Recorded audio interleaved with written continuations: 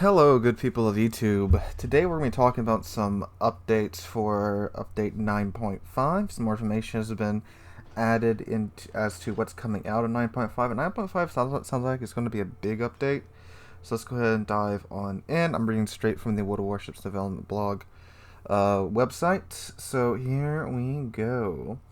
ST Update 0.9.5. Please note that all information in the development blog is preliminary and subject to change during testing. Showcase features may or may not end up on the main server.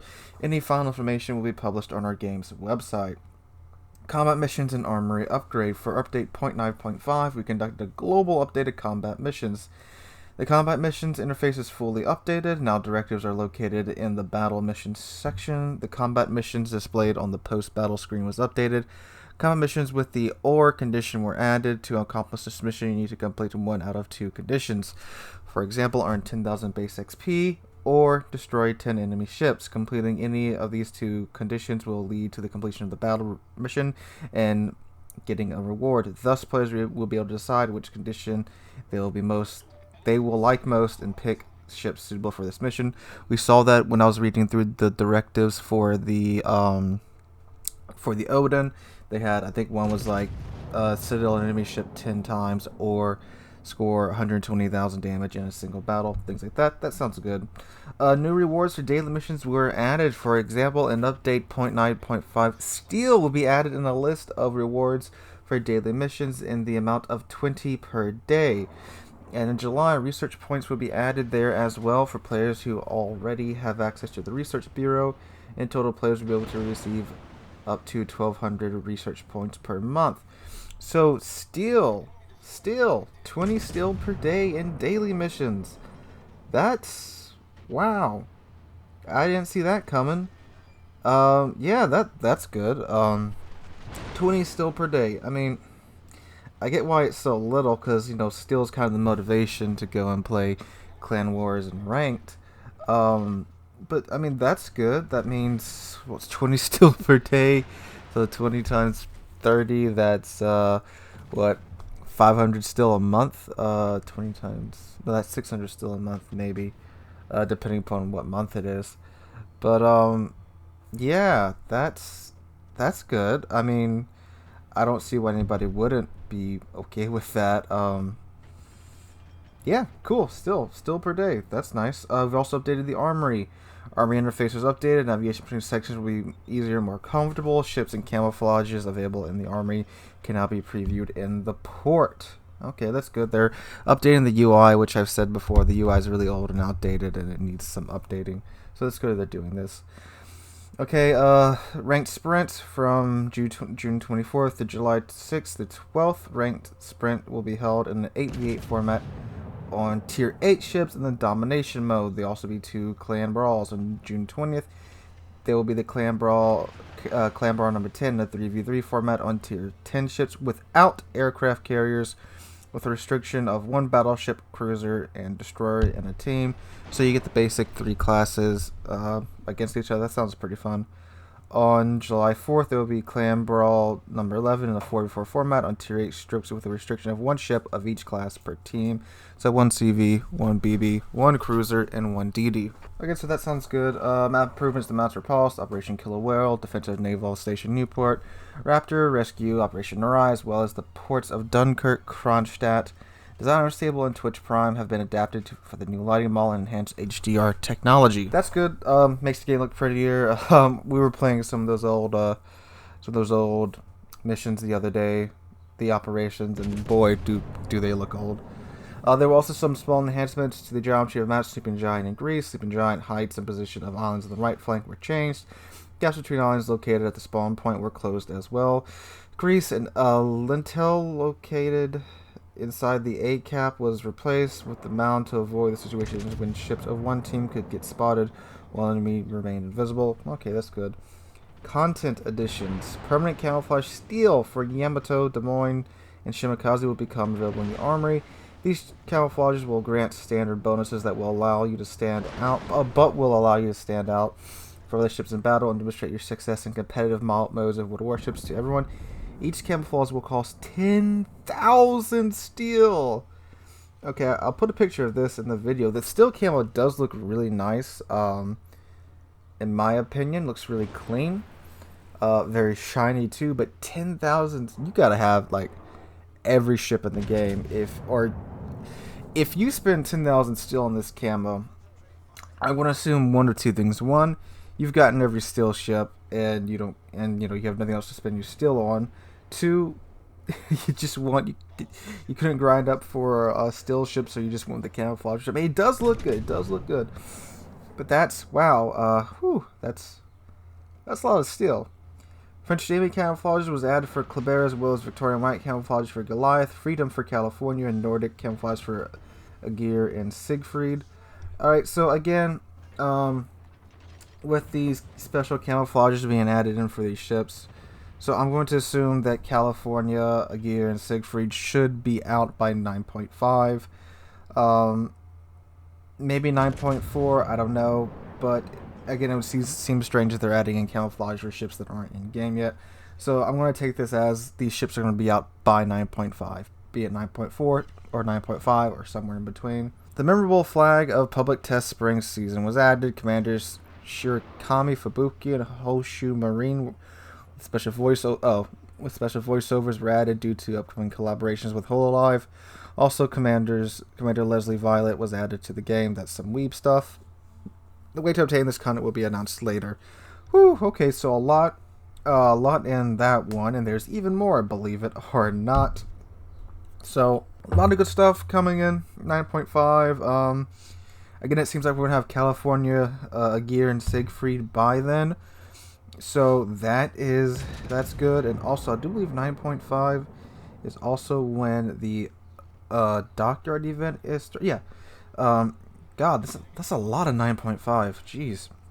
That's also when the Hamburg Dockyard event is starting, so that is good. And there's a little bit more too as well. Now this is for the super testers, but this is also announced as 9.5. So we are having some new ships. All right, so German battleship Ludendorff Tier 9. Talked a little bit about this on stream. Ludendorff in her concept is...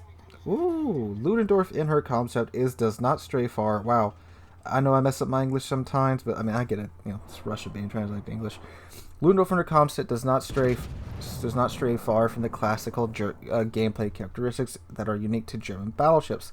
The ship is equipped with 12 380mm 15-inch guns and has all the main advantages of her compatriots. The trademark German hull armor grants effective protection from enemy fire, except actual fire. Hydroacoustic search consumable will help to withstand torpedo attacks. Powerful secondaries and torpedo armament with an unpleasant surprise for enemy ships in close range combat. Okay, so Ludendorff it's an FDG hull, I believe. Yeah, that's an FDG hull with 12 15-inch guns, German secondaries, and torpedoes.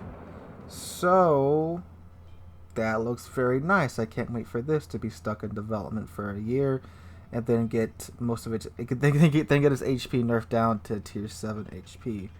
But if this ship makes it into the game, I hope it does, and I hope it receives like minimal changes. Like slap some 15-inch guns on an FDG hull, give it some torpedoes, send it on its way. German aircraft carrier Eric. Oh God, I'm gonna butcher this name. Eric Löwenthal, I think, tier 6. Eric Löwenthal is the early version of the Graf Zeppelin, created on the basis of a 1937 project. The concept of the aircraft carrier in some ways resembles Saipan. The ship is equipped with powerful for the tier but small numbered squadrons with interesting features. Attack aircraft are characteristically the same as the stock attack aircraft of August von Parzival, and are equipped with AP rockets. These rockets can deal high damage by hitting an enemy ship's citadel, but they allow a familiar counterplay when they hit. They can ricochet 10% of the rocket's maximum AP damage if it overpins. Same. Torpedoes have an increased speed in comparison with researchable German carriers. Bombers are equipped with HE bombs, which is not typical for German aircraft carriers. They dive immediately without the prior altitude gain, so they just dive straight down. Elongated ellipse, but a circle. Yeah, okay, so same as the Graf Zeppelin's dive bombers. Now, they don't say whether or not it's got some mean secondaries. Let's take a look at the model. Oh, it does. Okay, so it's got the... someone told me what those were. They're like pommel guns, pivot guns, whatever they are. The guns that are embedded in the hull of the ship. Yep, it's got that. Yeah, okay, so yeah, it really does look like a Tier 6 Graf Zeppelin. So this could be pretty good, maybe, because Graf Zeppelin suffers from low HP in its planes. So since this is kind of like, they say, like the Saipan, where you have higher tier planes, but less of them, and if it's a Tier 6 ship, this has the potential to be a pretty good carrier, and it does have the Mimi secondaries, so we got that going for it. But wait, there is even more. So the legendary upgrades, unique upgrades, whatever the hell you want to call them, they are changing in update 9.52. So again, the little preamble about it's subject to change. Okay, an update. I'm sorry, I'm so sorry. I keep hitting my microphone, guys. In update 0.9.5, we're beginning to update unique upgrades in our game. The concept of unique upgrade provides an optimal opportunity to mount special but balanced bonuses compared to standard upgrades. Changes to unique upgrades are designed to balance their efficiency, but at the same time maintain a unique style for each ship. Whew, that's a mouthful. Okay, so basically they're changing some of the unique upgrades. I'm not going to go through and read all of them. I'm going to hit on a couple of ones that kind of stand out to me, so we're going to go ahead and look through that. Alright. First one we're going to take a look at is the one for the Cavalros. It's called Heavyweight Artillery. The penalty which reduced the main turret traverse speed was moved. Bonus to the main battery firing range was increased from 8 to 10%. The 20% penalty to the action times of consumable... 20% penalty to the action time of consumables was added. Dang. Okay. Now the upgrade emphasizes even more the aggressive main battery playstyle, but in return decreases the efficiency of the consumable. Again, just some translation issues there, okay? Wooster. Moved from slot 5 to slot 6. All bonuses to consumable action time were removed. Bonuses which reduced the priority A sector reload time by 20% was added. Bonuses which reduces the reload time of the ship's consumable by 20% was added. Bonuses which increase the number of all consumables by 1 was added, okay? The upgrade was moved from slot 5 to slot 6, thus avoiding competition with upgrades was granted bonuses to maneuverability and concealment. The new parameters of the upgrade will emphasize the ship's role as a universal cruiser, capable of completing various tasks. Des Moines, still moved from slot 6 to slot 5. The penalty to the action time of surveillance radar consumable was removed. The upgrade was too effective in order not to deprive the upgrade of its unique features. We moved it to slot 5. Thus putting a choice between maneuverability and concealment of the cruiser. Okay. Gross Curfers, bonus to main battery reload time was reduced from 15% to 10%. Penalty to the main turret traverse speed was removed. Okay. I would like to see if them maybe pulled the range nerf to it, because an 18-kilometer range of the Curfers. But okay, that seems alright. Additional main battery loader, Republic, slot 6. Penalty to the main turret traverse speed was removed. Okay. Oh, those are the only ones that got changed. Okay. Shimakaze. The penalty which reduced torpedo tube traverse speed was reduced from 80 to 70%. Wow, I got an 8% nerf to its torpedo tubes traverse speed. That's rough. Dang. In the following updates, we will continue working on unique upgrades for other ships. Okay, so this is just the ones that they have now. Okay. The only ones I didn't read was the Yang and the Armory the 4th. You can go check that out for yourself if you want to, but I don't want this to be a 20-minute video. Okay, so a lot of stuff's coming in update 0.9.5. We have all that I just mentioned on top of the Hamburg Dockyard event. Looks like it's going to be a huge update.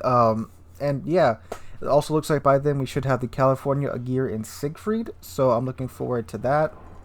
So that's in about, this should be going up right when 9.4 goes live, so 5 weeks from now, all that should be hitting the live servers, well, except for, of course, the test ships, the Ludendorff and the German aircraft carrier. I don't think that'll be up by 9.5, that's just for super testers, but still, a whole lot of stuff's coming 9.9.5. I'm looking forward to it. Let me know what you think in the comments down below, especially about the addition of being able to grind steel out each day. I think it's a very good thing. It'll give the players that don't play competitive and such a chance to earn some steel, and, you know, if they are really patient, I think it would take them, like, God, what, 2-3 years? But hey, if they wait that long for a steel ship, buddy, you darn well deserve it.